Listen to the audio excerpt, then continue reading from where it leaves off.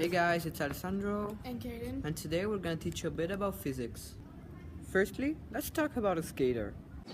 First, let's talk about gravity. When a skater jumps, it is pulled back down, obviously, by the force of gravity at a steady rate of 9.8 meters per second squared.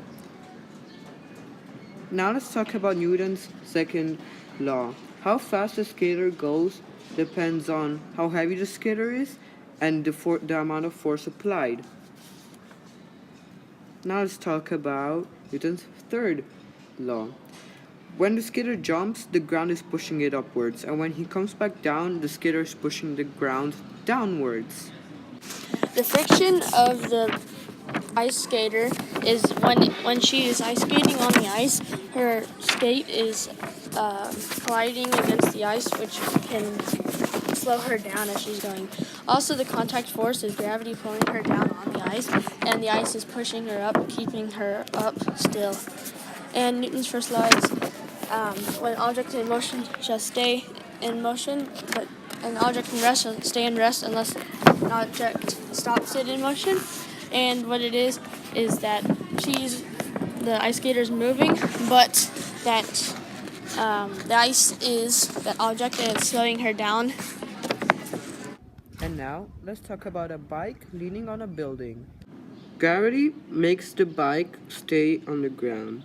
If gravity wasn't there, like on the moon, then the bike would be floating in the air and just not staying on the ground.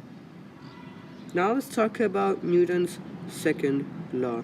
This doesn't really apply to the bike because the bike isn't really going anywhere. So yeah, Newton's second law doesn't apply to a bike staying on the ground. And now let's talk about Newton's third law. The bike is pushing the ground down and the ground is pushing the bike up, making it stay still. The friction of the bike as it's on is nothing because it's just resting against the building.